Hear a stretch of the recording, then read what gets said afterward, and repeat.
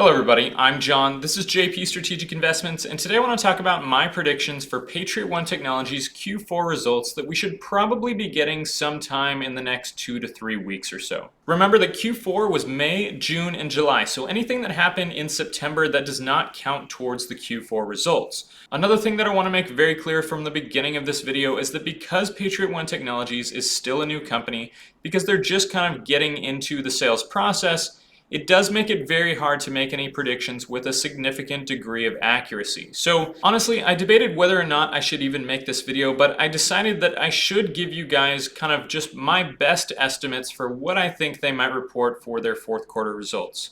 Just keep in mind, these are very rough numbers. There's a lot of assumptions that need to be made, and because Patriot One doesn't give us as much information as we normally get from a lot of other companies in the stock market, because they don't do an earnings call where analysts can ask questions and things like that, it does make it a lot harder with less information to make these predictions. So these are my best estimates, but just keep in mind they're very rough numbers. I wouldn't be surprised if I'm off by a little bit. So just keep that in mind. But let's get into it here. The first thing that I want to show you, and just so that you guys are aware, what I'm looking at here is the financial statements from the last quarter. So if you go into or onto Patriot One's website, and you go to the company documents page, you'll find something like this. And if you go to right here where it says interim financial statements report in English, that's what I'm looking at here, and I am specifically looking at section 13. So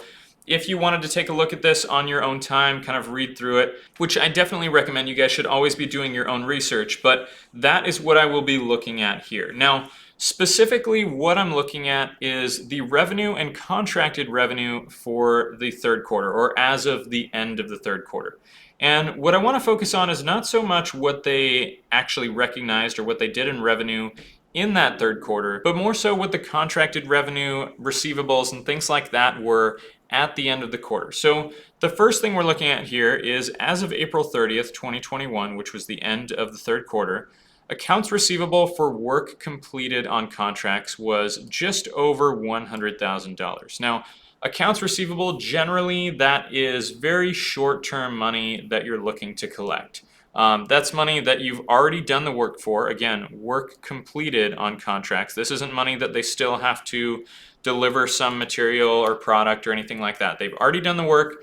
They're just waiting to collect the money. And as it says right underneath here, most of the balance is receivable from the federal government and not subject to any significant collection risk. So basically, they don't think they're really going to have any trouble at all collecting most of this money.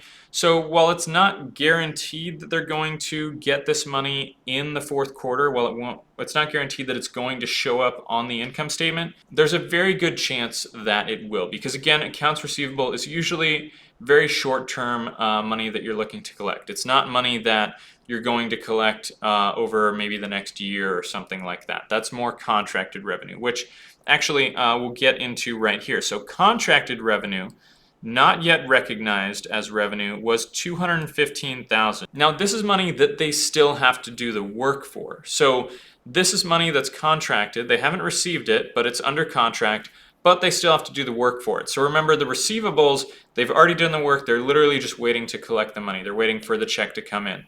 With the contracted revenue, they do still have to do some work or deliver some product or something like that to get that money. So this money is a lot more up in the air whether or not they actually receive any of this money in the next quarter. You can see underneath here, it actually says, of which the company expects to recognize 100% in the next 12 months. Okay, so this is money that they're going to collect sometime in the next year. Now, some of that could be collected in the fourth quarter and recognized in the fourth quarter. It all depends on how the contract is actually written out. But I would say, if any, we're maybe only looking at some of that coming in the actual fourth quarter results. But then on top of that, we have subsequent to quarter end, Xtract was awarded contracts totaling just about $2.2 million, of which they expect to recognize 100% as revenue over the next 24 months. So this is money that they expect to recognize over the next 2 years. Now again, we could see this in installments, and I would imagine it's not just going to all be collected right at the end. They're going to recognize it probably by quarter or by 6-month period, something like that. Again, it just really depends on the contract. So this is something that we could definitely see some of this money come in from Extract in this next fourth quarter earnings report. So total overall from Extract, we have this 100,000, which very likely all or most of this could show up on the fourth quarter results. Maybe some of this 215,000 will show up on the results, and also maybe some of this 2.2 million. So as far as money from Extract goes, I think it's reasonable to make the prediction that we get somewhere between 200,000 to 300,000 coming in from Extract in the fourth quarter results. I think that's reasonable. I think we'll at least get that accounts receivable, most of that, and we'll probably get maybe a chunk of the 215 and a chunk of the 2.2 million or so. Again, if you even just get a small part of that 2.2 million, you could get $100,000 or $200,000 easily from that. Just in the first couple of months of those contracts being recognized. So that's what we're looking at from Extract. Now, as far as PatScan goes, that's what we're looking at next. And again, we don't really care as far as these predictions go, necessarily what they did in the last quarter. We're more looking at the contracted revenue here. So if we get to the end, there's really no receivables for PatScan right now, but the contracted revenue not yet recognized, so right here, is just over $821,000. So remember, this is from basically the 4 contracts that we saw them announce in the previous webinar. So that's basically all of this here. And the interesting part here is it says of which the company expects to recognize approximately 600,000 over the next 12 months, with the remainder to follow in the subsequent 24 months. And if you watched my financials or earnings live stream from Patriot One's last quarter, you know that I kind of did some math here, and basically the most likely scenario that I can see that would kind of break the money up this way is one of the contracts, or two, I'm kind of thinking just one of the contracts was paid up front, and the remaining 3 contracts were more of the subscription model. Again, Peter has said we'll probably get some of the companies pay up front, and most of the companies will go with the subscription model. So with that said, we can actually kind of do some math here. Basically, if we look at 600,000, if we take that away from the 821,000, we're left with about $221,000 left. And that is what they're going to collect over the subsequent 24 months after the first year, which will be the 600,000. So from there, we can actually take that 221,000 that's going to be collected over the next 24 months. And if we divide that by 2 for each year, right, that gives us about $110,000, a little over $110,000 that is going to be collected each year. And if we assume that that's under the subscription contract, they'll probably also be collecting that same amount for those same contracts in the first year. So if we take that 600,000 and we subtract about 110,000 of that, probably that $490,000 that is left is what the upfront contract was paid. So again, these are very rough estimates, but from my best predictions, what we're looking at here is one upfront contract, about $490,000, as well as 3 other contracts, which are likely the just kind of starting out, maybe the stadium ones that are much smaller right now, where they're just starting out with 2 lanes, something like that, or maybe a casino that's just starting out as well. And those ones all total up to $110,000 annually per year, okay? So with that in mind, we should expect that $490,000 to all show up on the fourth quarter earnings report, right? Because none of this money came in the third quarter. It was just contracted at that point. The contracts probably came in right towards the end of that third quarter, and the company didn't have time to actually recognize any of the installments on the subscription or the upfront payment. So we should see that upfront payment, if that is what it is. Remember, all of this is just my best estimates.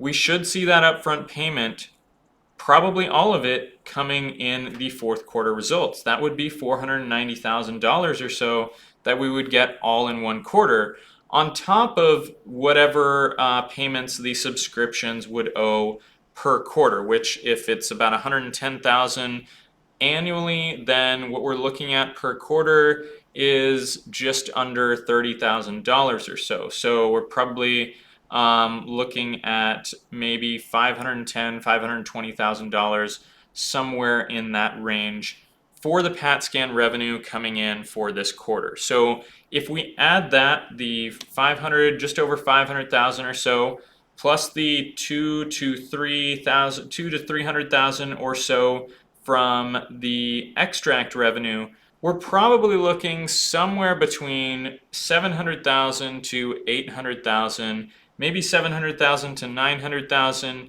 in revenue for this next quarter, if we're looking at extract and PatScan combined. Now again, this all depends on the assumption that that is an upfront contract and that we're recognizing, some of those subscriptions as well as that receivable. There's a lot of assumptions that I'm making here.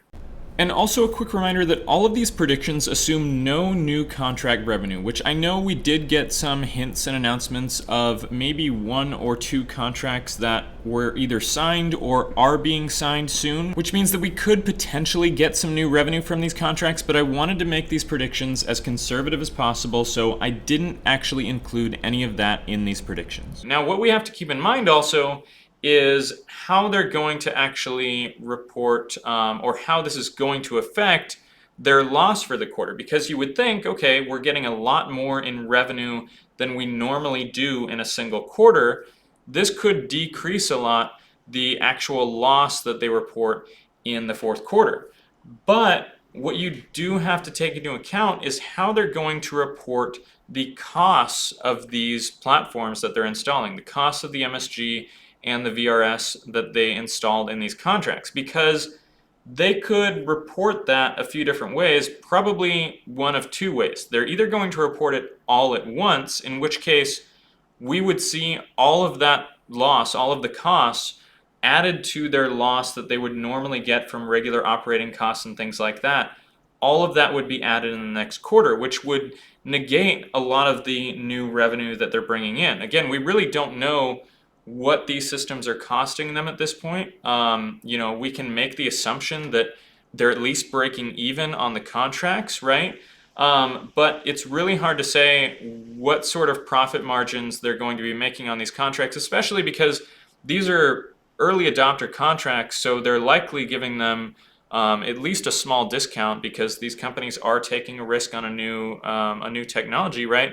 So it's really hard to make any assumptions as far as what these platforms are actually costing to make and install. And so to kind of calculate what effect that would have on what their loss is going to be is almost impossible at this point. The other thing that they could do is amortize the cost over the life of the 3-year contract. So in that case, we would only see a small percentage of the cost that would be added in this quarter, at least for the subscription contracts. But again, if that one contract is paid up front, it doesn't matter whether they're amortizing or whether they're doing all of the costs at once written down at the beginning of the contract. They're going to do that regardless for that upfront contract, because the contract is paid up front. They have to recognize all of the revenue up front, and they have to recognize all of the costs up front. So for the majority of that revenue, right, that 490,000 or so, whatever that contract is, all of those costs are going to be recognized regardless. Again, if it is an upfront contract. So it'll be really interesting to see what they report as far as a loss, what they report as far as the costs. The nice thing is, though, is with this earnings report, especially if they report all of the costs up front, we're going to get a very good idea of at least what their profit margins are currently and what they potentially could be as they move into contracts that aren't like early adopter, that they aren't giving people a discount on, okay? So even though we could see a lot of costs in this quarter and maybe a larger loss than what we expect, even with more revenue, it will give us a much better idea of what the company could look like from a profit margin standpoint, and things like that going forward, which will help us evaluate, how well we think the company could do, if they're able to get a certain amount of contracts, how much profit we think they're going to make, and things like that. So anyway, these are my predictions for the fourth quarter.